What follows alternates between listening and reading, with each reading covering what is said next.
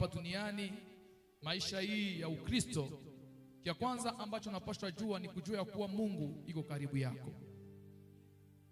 Shetani hata siku moja asikudanganye na kukwambia kuwa Mungu haiko pamoja na wewe, haiko karibu yako. Kuna kuwa hiki kitu ambacho shetani analeta ndani ya maisha ya mwanadamu, na mara mingi unajisikia hata katika hali fulani wala mambo fulani, wala ukikuwa unapitia shida fulani, unakuwa unasikia kama Mungu ameenda mbali na wewe. Unakuwa unafikiria ya kuwa Mungu alikuachilia, akusiki yake iko mbali na wewe, ndio maana haikuwa anakusikia. Acha nikwambia kuwa ni uongo na ni sauti ya shetani ambaye anakwambia kuwa Mungu iko mbali na wewe. Kitu ambacho tunapaswa jua kama Mkristo ni kujua ya kuwa Mungu iko pamoja na wewe na iko karibu yako. Hajawahi kwenda mbali na wewe hata siku moja. Hata kama unaona mambo hayaendeke leo, hata kama unaona mambo ambao uko naombea haviendeke, jua ya kuwa Mungu wako bado yu pamoja na wewe. Biblia inasema watakao mpenda, watakao muamini, atakuja na Baba yake kufanya makao yake ndani mwetu. Inamaanisha ukilala unalala pamoja naye, ukiamka naye iko pamoja na wewe anaamka, ukitembea naye anatembea, ukifikiri naye anafikiri. Ndio maana Biblia inasema n'attristez pas le Saint-Esprit. Pourquoi ne pas attrister le Saint-Esprit? Parce que le Saint-Esprit vit au-dedans de nous. Msimuuzikishe Roho Mtakatifu. Kwa sababu gani? Kwa sababu ye anakaa ndani mwetu. Manake yote unapitiaka juu ya kuwa Roho Mtakatifu anakuwa kiko pale. Vyote venye unafanyaka juu ya kuwa Roho Mtakatifu anakuwa kiko pale. Wakati tulikuwa Kigali, huyu mama Domitila ambaye alikufa siku 4 akaenda mbinguni, alikuwa anatuambia kwa akafika fasti moja hivi. Jiulize à l'époque, c'est pas, ilikuwa mane 60, ilikuwa mane 60 yuwe mane 60 jo ile kitu ilimtokeaka. Lakini wakati alifika mbinguni, Mungu anamuonesha aseme akaona njoo ya kwanza, anaona ekran géant, alikuwa yaionaka zilikuwa aziyakuwa, lakini Mungu akamoneshaka hivi, anaanza kuona ekran géant, anakumbuka vile venye alionaka ile siku. Tunasemaka huyu Mungu kweli ni msirimu. Shi tulikuwa tuyakuwa na maekran géant, lakini yeye alikuwa alishakuwa navyo. Biblia nani mama anapana ushuhuda, nasema akafika fasi bakafungula kiekran géant, kisha huyu malaika ambaye alikuwa anamsukuma akamwambia ponda pale. Maana yake ilikuwa sawa vile touch. Mataji sisi zinaanza sirimuka, ni leo ndio tunaanza sirimukia mataji. Ule mtu akamwambia ponda pale, anaponda. Anaponda, anaona jina yake natokea. Banamwambia ponda kujina yako, anaponda kujina yake. Anaona jina yake natokea na sura yake natokea. Banamwambia ponda pale matendo, anaponda kwenye matendo yake, anaona matendo yote yenye alifanyaka. Ase nikasikia haya, nikatafuta kujifichika, nikakosa kwenye ndaangalia, nikakosa kwenye ndapita. Malaika akamwambia usiangalie pembeni, angalia matendo yako yenyewe ulikuwa unafanya mdunia. Aseme siku ya mwisho ile kila mtu atajihukumu yeye mwenyewe bila Mungu atayamhukumu. Inamaanisha nini? Mahali pote kwenye unakuwaka, macho ya Mungu inakuwa kitu na kuangalia. Inamaanisha kuwa mtakatifu mahali pote kwenye iko pamoja na Kristo. Hii uongo ambao shetani analeta ndani ya Wakristo na kanisa ya kusema Mungu ni mbali nasi. Kuna watu ambao wanaposha kumtafuta Mungu, wengine waposha kumtafuta Mungu. Kuna watu wanaposha kusikia Mungu, wengine waposha kusikia Mungu. Kuna watu wanaposha tumikia Mungu, wengine waposha tumikia Mungu. Kuko ba expert mukiro, wengine expert mukiro. Acha nikwambie, ile ni uongo ambao unaingia pole pole ndani ya kanisa. Na wakati shetani anaingiza uongo ndani ya kanisa, hailetaki haraka haraka, anaingizaka pole pole. Mnaitika ka kwanza, mnaitika ka pili, mnaitika ka tatu, kisha miaka mnaitika ka 4, kisha miaka mnaitika ka 10, kisha mtafikia na nyewe kusema Branham ou rien. Hawikuanza pole. Hii kitu ni kitu ambacho shetani anaingiza kanisani sana. Na acha nikutangazia kuwa Mungu wako iko pamoja na wewe. Yote unayoyapitia anayajua. Hakuna hata kadogo kako, hakuna hata kakitu kako kenye Mungu wako ajue. Na wakati wote unamwombaka, anakuwaka iko hapa pembeni yako, iko nakwambia mtoto yangu niko nakusikia. Hallelujah. Jina la Bwana libarikiwe. Hakuna kitu. Ndiyo maana nilikwambia usiwe unajidharau. Na hiki kitu tena mimi nakisemaka, haye Mkristo unaweza kuwa Mkristo unajidharau mpaka unawaza Mungu akusikiaje. Hayo unaweza kuwa Mkristo mpaka unajidharau na kuona kama Mungu yuko mbali na wewe. Ungilijua gharama ambayo Mungu alifanyaka juu ya maisha yako kama aujidharau wake. Uko mkubwa, uko mwenye thamani sana mbele za Bwana. Mama Domitila akasema wakamuonesha giza nyingi sana, na wakati aliona giza hakuna manguruwe. Bibi tuliko sabi manguruwe kuna sasa matope mugiza, vinatembea tembea vinakula matope. Kisha akaangalia mule matope mwele giza, kuko mavitu budogo budogo mapweti kuko sabi kumanyota unaangara katikati ya ile giza. Akauliza hii ni nini? Akasema vile ndio tunaonaka watakatifu duniani. Hata kama dunia inajaa dhambi, inajaa machafuko, lakini mtakatifu mbele ya Bwana anabakia na ng'aa, anabakia na tosha utukufu. Sasa kwa nini usijidharau? Mungu wako yuko pamoja na wewe. Na kisemaka na kirudilia tena, mtu mwenye apashe tembea na komplexe ni Mkristo. Mkristo apashe kwa komplexe. Uko Mkristo unajikomplexea hauna leo umekesho utapata. Leo una viatu, unatembea na viatu vimoja hivi wenyewe viko sa Titanic. Uko garçon, unaona fio wa bien unashinda kumudrage, juu unajiwazia inferieur. Waliokuwa na Kristo hata kama wana leo hawajidharau kwa sababu wanajua maisha yao haitabaki kama ilivyo. Wanajua kesho Mungu atawatendea tu. Nilikuwa naangalia siku mwana mama pastor, tulikuwa naangalia mafoto ya Pastor Thomas. Tunaangalia siku alioya chini ya mti, veste moja hivi za kumupiga. Maana veste mkono iko hapa, mkono ishafika kufeve. Iko mkubwa sana, kisha kako tu. Kako tu tena katoto, kangali katoto. Keusia hakuna hali. Hana sura, atishi, avutii. Lakini cheki leo kwa Mungu alimfikisha. Acha nikutangazia kuwa maisha yako sio hii ambayo naishi leo. Kesho kuna mambo ambayo Mungu atakutendea. Utembee na ujasiri ukijua kuwa Mungu wangu haiko mbali na mie na hawezi kuniachilia. Na ukitembea hivi na mpagani, na mlozi, na shetani hawezi kumuogopa. Ikuwe tate yako ndio mlozi, mama yako mnaishi naye nyumba mwana ni mlozi, mtoto wako ni mlozi, hauwezi kumogopa kwa sababu unajua mwenyewe kwa pamoja na wewe. Unajua mwenyewe kwa pamoja na wewe. Haleluya. Jina la Bwana libarikiwe. Mtumishi wa Mungu, siku moja majeshi yanamkimbia, yanamfuata. Mtumishi wake akamwambia, Bwana, ukitoka nje uone majeshi yenyewe yanatuzunguruka, tunataka kufia hapa. Akamwambia Mungu, nifungulie mtumishi wangu macho aone wenye biko katikati, biko upande wetu. Ukijua namna gani unatembeaka na wangapi wanatembea nyuma yako na juu yako, ukijua namna gani unalindwa na kuchungwa usiku na mchana, hauwezi jidharau. Haleluya. Kitu cha pili ambacho niliwaambia kuwa yote ni neema. Katika kutembea na Kristo, katika hali hii ya maombi wala ya Ukristo, maisha ya Ukristo, inabidi kujua ya kuwa yote ni neema. Mwalitabiri ya kushite kitu ni neema tu. Mwenye Mungu alipitia akakutilia mkono ukapona, akushindi kitu ni neema tu. Haleluya. Aliyepanda leo au hujapanda ni neema yake tu. Kila kitu mwa hii dunia ni neema. Kuna mtu mwanazaliwa iko na mwingine anazaliwa iko kabisa, ni neema. Ingilikuwa tunachagula nafasi ya kuzaliwa kama shiko, tulipendaka tuzaliwe Etazini tutoke mwema vita ya Mkongo. Ingilikuwa tulipendaka shiko, tungilipendaka tukiwa batoto ya Bill Gates.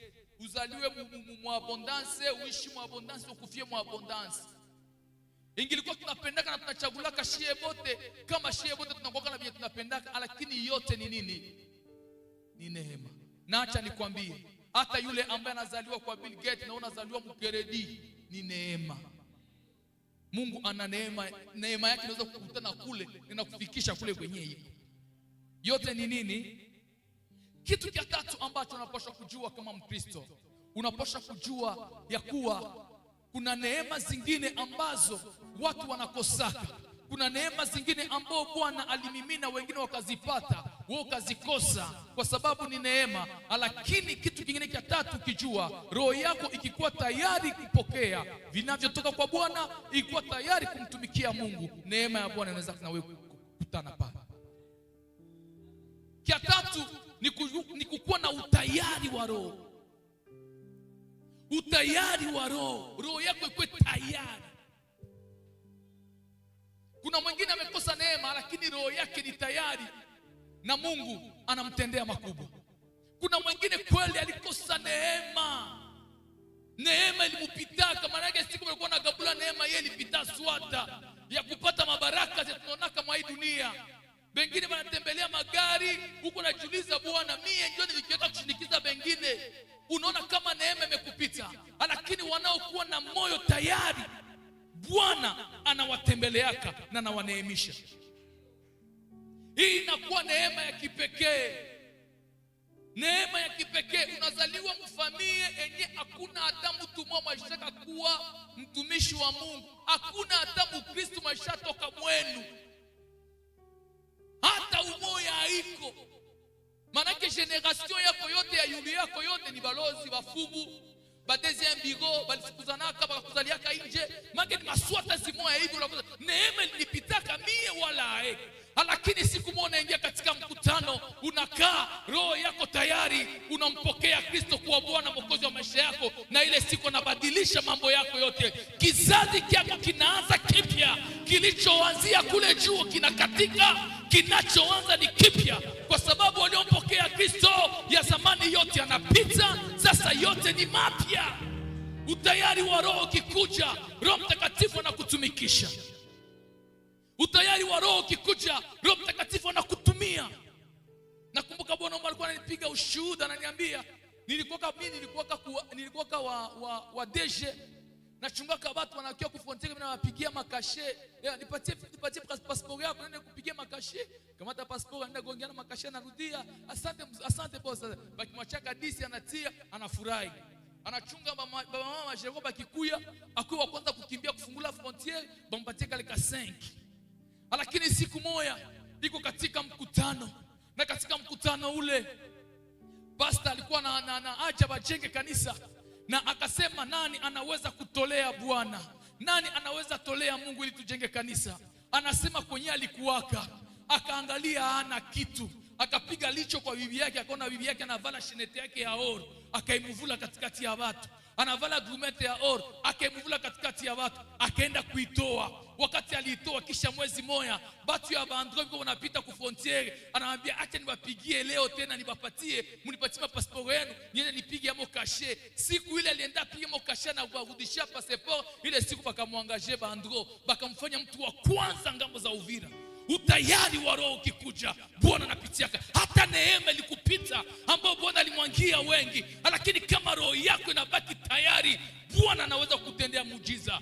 Wewe weka roho yako tayari tu, uone gisi Bwana atafanya. Roho yako ni njia ambayo Bwana anapitiaka ili aachilie mambo katika dunia. Sasa roho yako ikifungwa, unafunga njia. Bwana anakutana hakuna njia ya kupitia ili akubariki na abariki wengine. Sasa hatapita pale.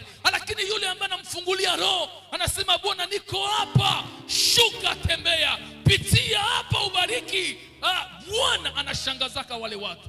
Lakini hole ni kwa sababu wengi wanakuja kanisani, banajiangalia, wanasema mie huyu siwezi tumikia Mungu, niko maskini, sina kitu.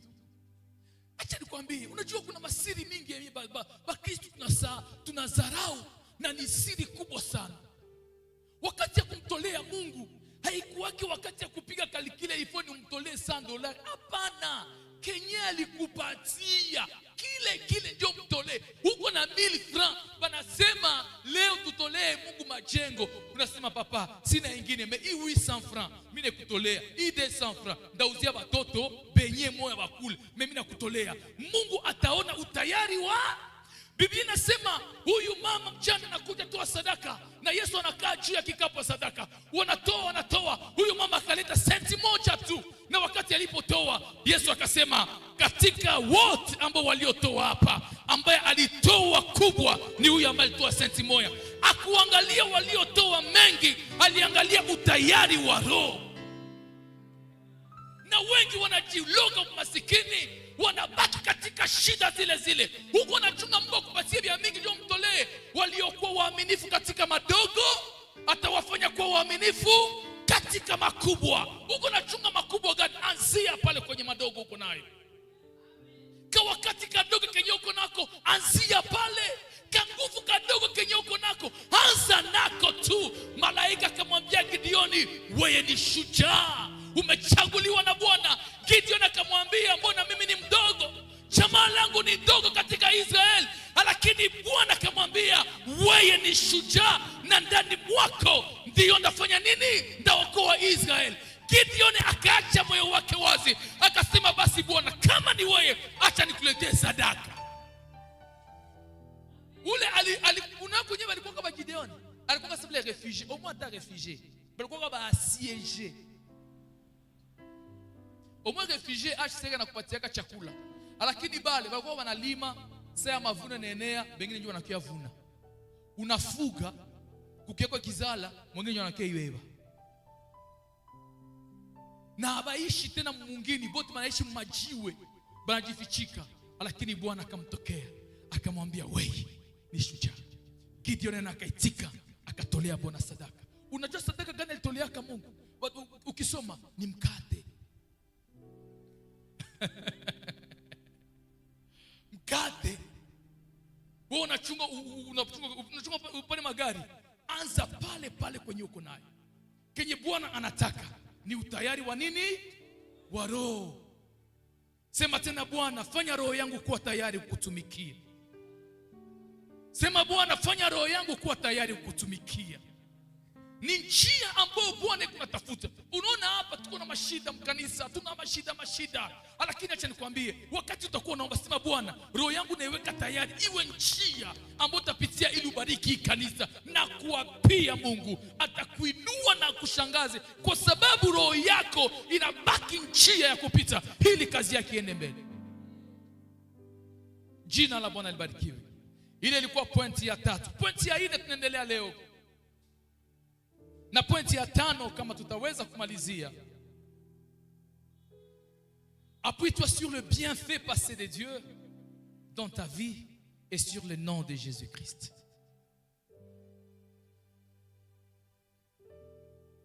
Appuie-toi sur le bienfait passé de Dieu dans ta vie et appuie-toi sur le nom de Jésus-Christ.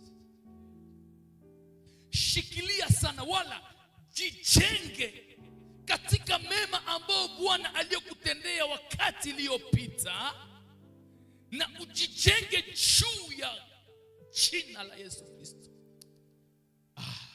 Hallelujah. Haujue kwa nini ulipitiaka venye ulipitiaka, haujue. Haujue kwa nini uko napitia venye uko napitia leo, haujue. Lakini mbele ya Mungu hakuna kitu kinapitaka bila sababu. Hamna. Hallelujah. Usijifikirie na kujidharau. Bwana, jua nini nilipitia hivi vitu. Hakukwake bahati nasibu mbele ya Mungu. Nilipima, Mungu alipima. Na Mungu apimake. Unachokipitia kyote kina sababu. Acha nikwambie na nipande hata juu. Waliookoka wakiangalia mara mingi nyuma, wengine wanaangalia wanaona maisha yao ilikuwa ya ukahaba, na anajisikilia haya. Usisikie haya. Mungu anajua jua nini ulipitia katika ukahaba, kisha na kuokoa. Hana sababu. Hakuna kenye kinampitaka Mungu. Hakuna. Acha nikwambie, siku tu ulitiaka miguu yako Mkristo, ukakuwa Mkristo, vyako vyote vilipitaka vinakuwa na maana. Vyote vinakuwa na maana. kinaweza kuwa na maana ya kuokoa. Hauionaka mhubiri evangeliste Munongo akikuhubiri anakuambia kisa alikuwa kanani, mwizi, bandi, alikuwa anapiga watu, anaiba watu. Sasa unavisikia, na unasikia na unaona mtu mwenye iko leo, unasema wow, kumbe Mungu anaweza. Hakuna kitu kinampitaka Mungu bila sababu. Hakuna. Hiki kitu tembee nacho. Hiki kitu kishike. Wakati wote utakuwa unatembea, kuwa na ujasiri, jisentir fier. Unasema bwana, mimi nilikuomba raga mimi. Tulikuwa na mama mmoja mzuri de zamani, tuna watoto sasa kunashuhudia mpaka unasikia haya. Mimi nilikuomba raga, nilikuwa natoka mwangu naenda fuata babona wa nje. Mimi nilikuwa napiga bwana yangu, sasa naanza kumpiga na mimi naenda nje. Na hata fioto. Ula watoto wa Yesu Kristo. Mama ni mama. Lakini wakati nasema vile, ujasiri unakuja, moto inawaka, watu wanaokoka. Hakuna kenye utapitiaka. Hakuna kenye utapitiaka Kenya kina maana mbele ya Mungu. Akoso kufe tu mpagani yako, maana mbaraka yako, mbaraka mpa moto. Lakini ukipata neema, moyo wako umefunguka siku moja katika mkutano, unampokea Kristo. Jua maisha yako yote kuwa, parce que notre Dieu, écoutez, notre Dieu, il ne rectifie pas seulement le futur, même le passé. Parce que le nom de notre Dieu, il est omniprésent. Il fut, il était, il est et il sera. Manake ukimpokea Bwana leo, ulikuwaka brigand, ulikuwaka mwizi. Ukimpokea Bwana leo, ulikuwaka malaya. Ukimpokea Bwana leo, ulikuwa unaua watu. Siku tu nampokea, Yesu anaanza badilisha na wenyewe vilipitaka, anavipatia heshima, vinakufuata mpaka kule mwisho, vinakufuata. Hakuna kitu kinamponyokaka Mungu wetu. Hakuna kitu kinakuwaka kina maana ndani ya Kristo. Kiote kina maana, usijizarau. Piga kifua nasema ndio nilikuwaka, lakini leo tizama, sikuzarau. Haleluya. Chote kina maana. Sasa usijizarau. Hii kitu cha ile, jichenge mambo ambayo ulipitia, wala jichenge mambo ambayo unapitia, kwa sababu kesho itakuwa uwezo, kesho itakuwa injili, kesho itakuwa uamsho, kesho itakuwa moto. Jina la Bwana libarikiwe. Nikimwona Paulo anaongelea watu, anawaambia nyie mnachezaka na mie, amnijue. Mimi ndio ule Saul mwenye alikuwa anaua watu. Ule mlikuwa anachinja wa Kristo. Mnakumbuka Stefano? Siku alikuwa anapiga majiwe. Mnakumbuka ile siku? Tunakumbuka ile siku. Mimi nilikuwa pale, mimi nashimama. Na nilikuwa nawaambia watu mpige majiwe. Mpige majiwe. Na mimi nashimama pale, mimi ndio gangi. Mimi ndio nilikuwa napigisha ba Kristo majiwe. Lakini siku nilipokutana na Bwana, akaniponda, akaniregeza. Lakini leo nakuwa injili iliyo hai. Usijali ulichokipitia. Shetani akikurudisha nyuma, sema nilikuwaka, na hiki kile nilikuwaka ni nguvu ya injili ya kesho. Jina la Bwana libarikiwe. Jina la Bwana libarikiwe. Sikia hii verse inanishangazaka sana. Na wakati nilikuwa naisoma, nikasema Mungu wangu, unakuwaka. Juu kuna wakati mwingine Mungu anakuwaka. Hauwezi kumkomprendre huyu Mungu. Na ukitafuta kumsikia Mungu, unaweza changanyikiwa. Una kama Mungu katika vizaifu anatoshaka vyenye nguvu. Una kama Mungu mubia zambi anatoshaka vitakatifu. Mnajua ile? Mubia zambi anatoshaka vitakatifu. Njoo maana siku tuko Kigali, tunatoka kwenye mkutano, tuko katika gari, tuko nakiongea na familia yenyewe tupokeaka, tuko tunaongea. Sio tuko tunaongea nini? Lakini nikawaambia kaka kitu kama tuko tunaongea juu ya vitu ya divorce. Nikamwambia hivi, shie banadamu, Mungu alitukatazaka kitu kimoja, kwa sababu hatuwezi kumwelewa Mungu gisi anafikiri, gisi anaonaka vitu. Wewe unaweza kuona ni kibaya, yeye anakiona ni kizuri. Wewe unaweza kuona ni kichafu, Mungu anakiona kitakatifu. Sasa nikamwambia watu mugari, nikamwambia tukae kimya. Hukumu haiko yetu shiba na damu. Hukumu haiko yetu shiba na damu. Hukumu ni ya Mungu. Mwache Mungu yeye pekee ya hukumu. Mnaweza ona vizuri hapa mkanisa nasema una anakuwa na maonction wakati Mungu anamwangalia ni mchafu. Anamuona ni mchafu. Anamwangalia kinanuka hiki.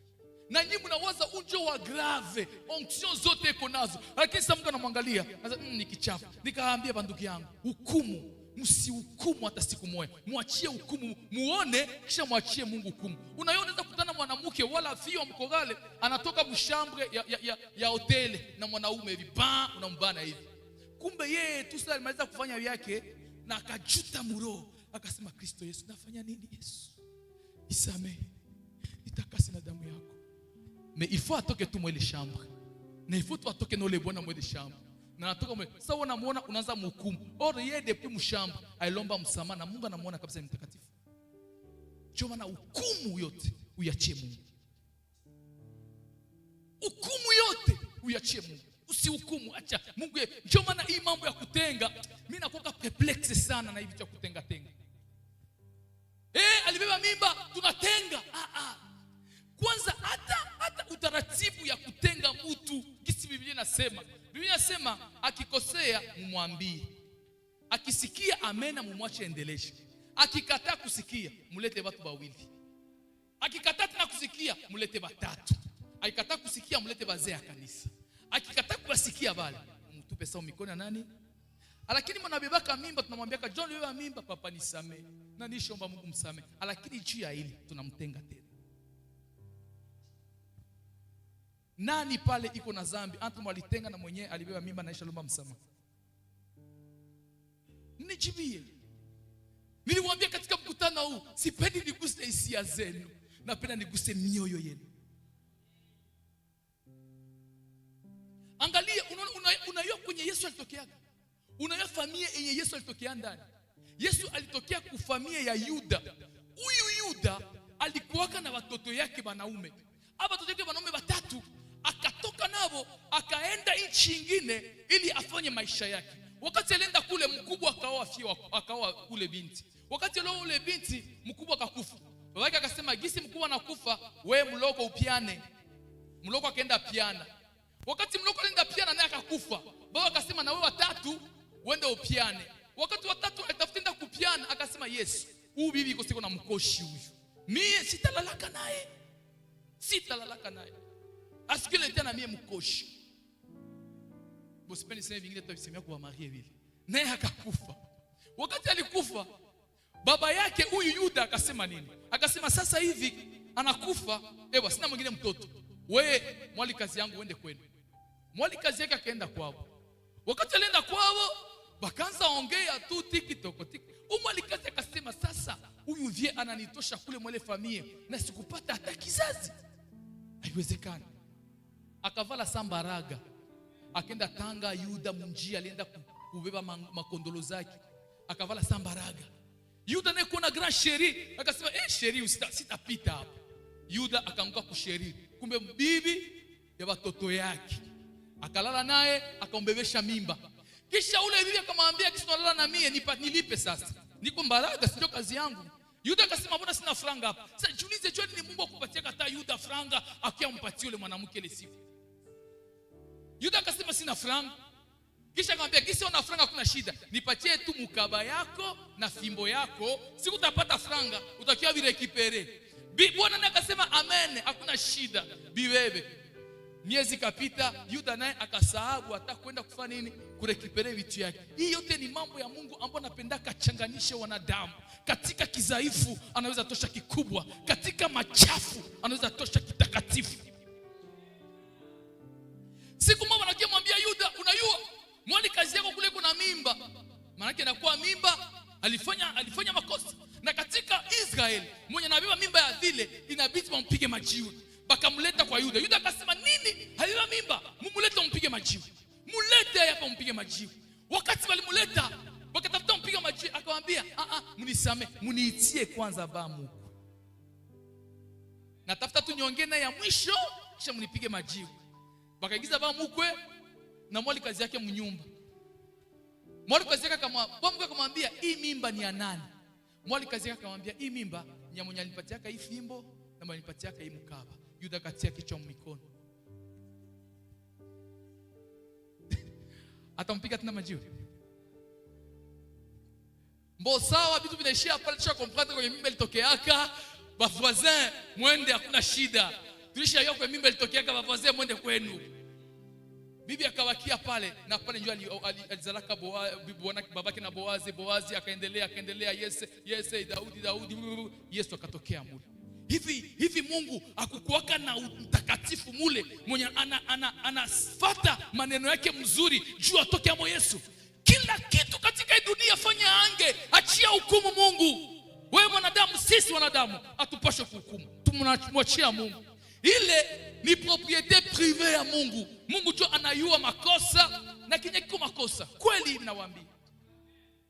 Ndiyo maana mambo yote ambayo unayapitia usijali. Mambo yote ambayo unayapitia usijali. Ujue ya kuwa wakati tu ulimpokea Yesu kuwa Bwana na Mwokozi wa maisha yako, alirudiaka kwanza kule wakati ulizaliwaka, akaanza tengeneza damu, akaanza tengeneza, ukafika siku uliokoka, anakutengeneza na anatengeneza vya kesho. Jina la Bwana likiwe. Usijali uliyoyapitia, usijali unayoyapitia. Philippiens 4:2. C'est qu'est-ce que la Bible inasema? Hapa Paulo yuko nasalimia watakatifu, anasema hivi: tous les saints vous saluent. Il envoie ses salutations, Paul, aux autres saints, et il dit: tous les saints vous saluent, et principalement ceux de la maison de César. Kitu kia ajabu. Asema watakatifu wote wanawasalimia, lakini zaidi watakatifu ambao wako ndani ya nyumba ya Kaisaria. Kaisaria si kama Kaisari, ndio vile ubisikie tu. Haleluya. Huyu alikuwa kama mfalme wa Roma. Baliwebaka Paulo Roma, wanamfunga sa prisonnier. Ayuwe wenyewe vinamfikia, wanamfunga kama pita huku twende. Paulo yule Mugereza anafungwa kamba, ni mtumwa, wanatafuta kumhukumu, anafungwa. Lakini wakati alifika mbele ya Cesar, Biblia inasema walikuwa namletea bagarde, sasa wanamletea bajeshi. Manake alikuwaka prisonnier recherché. Prisonnier manake mwenye alikuwaka wa makosa mingi kugisi, ilifale kumchunga sana. Sasa bakapanga kakitu, bakasema abatakuwa banaacha bagarde bamoya tu bamchunge wakati yote. Bakuwa bana bagombola na benye batamchunga, abatamchungaka tena. Unaona kama alikuwa dangereux. Bakaanza mchunga, banaleta haba, banabatosha. Kumbe wale bagarde sasa banakuya pale na nawapiga injili. Banatoka pale baishaenda na Kristo, banaleta bengine. Maki ikakuwa tekniki sasa ya Yesu. Akasema bagarde gisi batakuwa banagombolana, bote batapita muinjili, bote batapita muinjili, bote bataokoka. Ikafikia hata nyumba ya Kaisari nayo ikaokoka. Lakini wakati alikuya iko kama nani?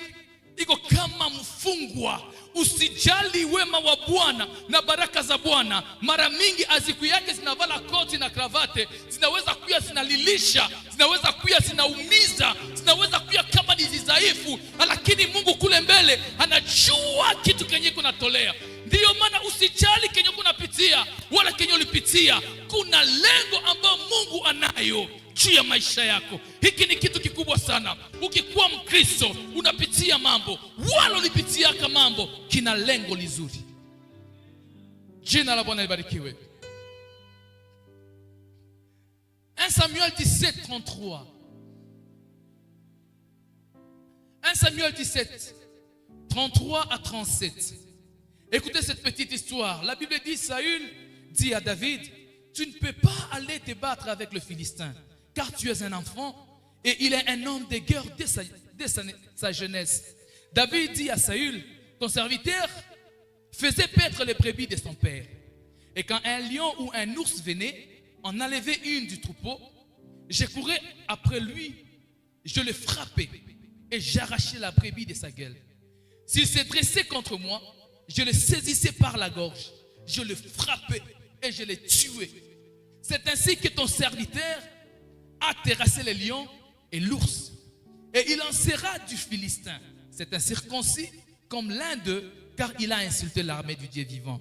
David dit alors, l'Éternel qui m'a délivré de la griffe du lion et de la patte de l'ours, me délivrera aussi de la main de ces Philistins.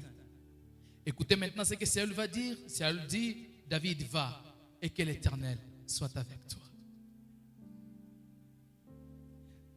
Daudi, hii ni historia nzuri sana.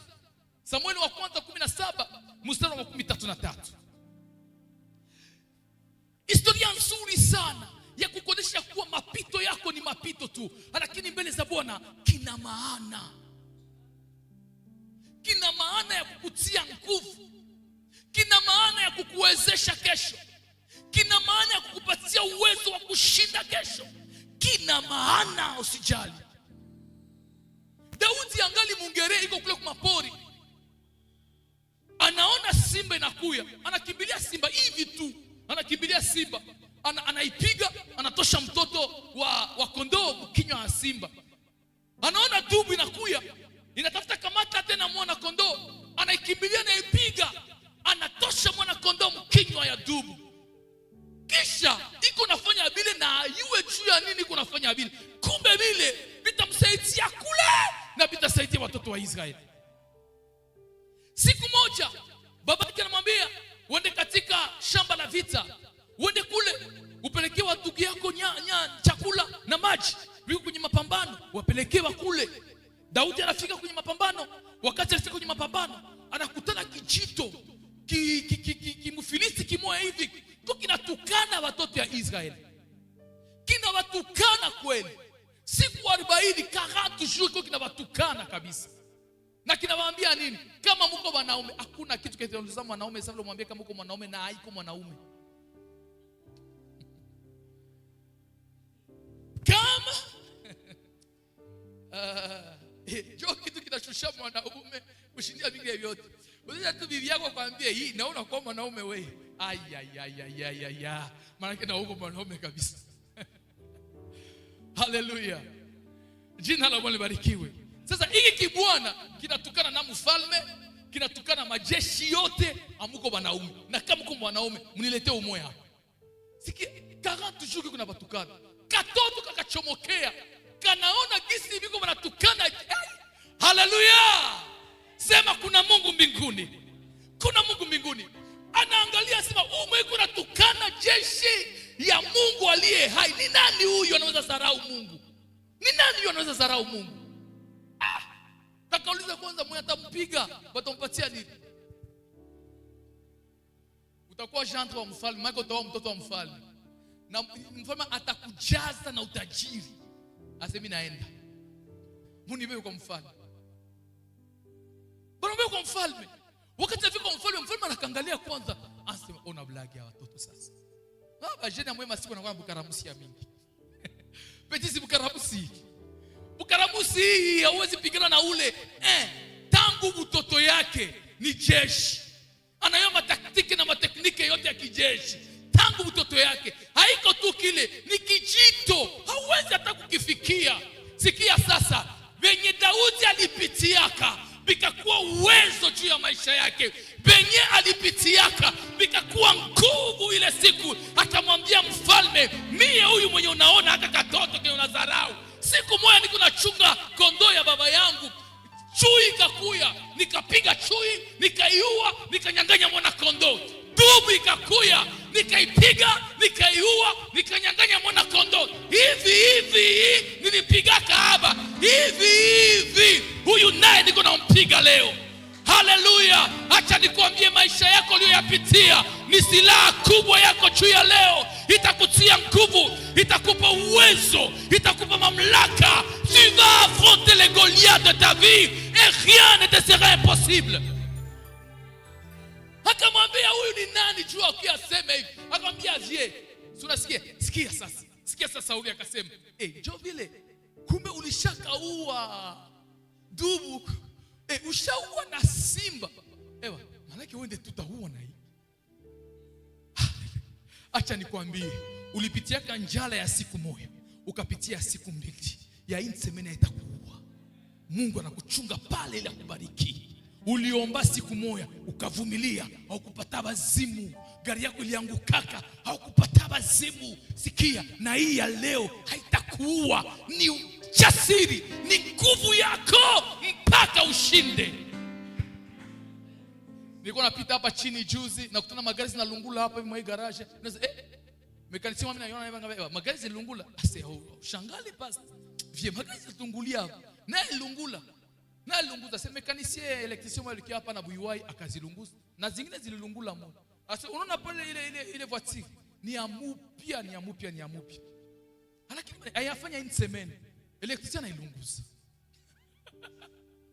Nikamwambia yes we marawa mwenye nayo kama yuko wapi? Asiko hospitali vie. Lakini nikwambie wewe hautaenda hospitali juu ya magongo. Kwa sababu ulivyovipitia ni uwezo wako. Ni ujasiri leo itakupandisha ili uweze. Ndiyo maana hauwezi kushindwa. Ulishaka vipitia, ulishaka uwa simba, ulishaka uwa dubu. Hiki kia leo kitaanguka leo. Hivi tutamwambia tu Bwana, uliyenivukisha vile, leo hiki kimoya hiki kinavuka. Uliyenitosha mwa kile, leo hiki kinatoka. Shimama kwanza tuombe kadogo. Piga tu mikono yako. Sema hivi, wewe mweniko naona sai, wewe Goliate yangu sai, ninakuangusha. Mungu aliyenitoa kule, Mungu aliyeniwezesha, Mungu aliyenivukisha, leo hii ninakutoa kwa jina la Yesu Kristo. Biblia inasema Daudi alipoenda kwenye mapambano akamwambia Goliati, unanijia kwa mpanga, lakini mimi huyu nakujia kwa jina la Bwana majeshi. Hasa ambia ile tatizo, hasa ambia ile shida, uiambia leo ninakujia kwa jina la Bwana wa majeshi. Leo kitatoka, leo kitaanguka, leo kimeshindwa katika jina la Yesu Kristo. Kama ni magonjwa tunaiangusha na kuikata kichwa kwa jina la Yesu Kristo. Kama ni umaskini tunauangusha na kukata kichwa kwa jina la Yesu Kristo. Kama ni ukosefu wowote ule, shida yoyote ile, tunakata kichwa na kuiangusha katika jina la Yesu Kristo aliye Bwana na Mwokozi wa maisha yetu. Leo kijulikane ya kuwa wewe ni Bwana. Leo ijulikane ya kuwa wewe ni Mwokozi. Njia ipasuke, njia ifunguke, njia iwe katika jina la Yesu Kristo. Wema wa Bwana utembee pamoja nasi, neema yake itembee nasi, nguvu zake zitembee pamoja nasi katika jina la Yesu. Wewe ongea tu na ile shida, ongea nayo, uiambie, ambia hayo leo naanguka. Kama vile Goliathi alivyoanguka, leo naanguka. Kama vile Goliathi alivyoanguka, leo tunakuangusha. Nena tu, ongea nayo, usiogope, kwa sababu wewe unatembea na jina kubwa, kwa sababu wewe uko na Bwana mabwana, kwa sababu wewe una Kristo anayefungua vilivyofungwa, anayepasua njia mahali ambapo hapana na njia, anayepanda wale ambao anapatia wale ambao wamekosa, anayeinua wale ambao wameshushwa. Jina lake ni Yesu Kristo mwenye uwezo. Daudi akamwambia Goliath, ninakujia kwa jina la Bwana mabwana.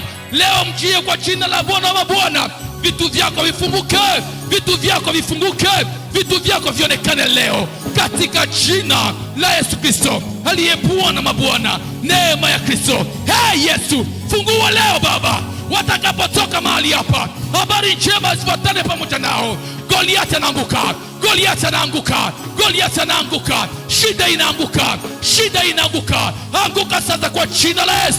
Tunakujia kwa jina la Bwana mabwana. Shindwa, anguka, shindwa, anguka. Tunakujia kwa jina la Bwana mabwana, aliyeumba kuumbika, anayenena kitu kinatokea, anakiita kama kinakuwa. Kwa jina la Yesu Kristo, wema wako Bwana na neema yako itembee pamoja na watoto wako. Leo ni siku ambayo Goliathi ameanguka, leo shida imeanguka, leo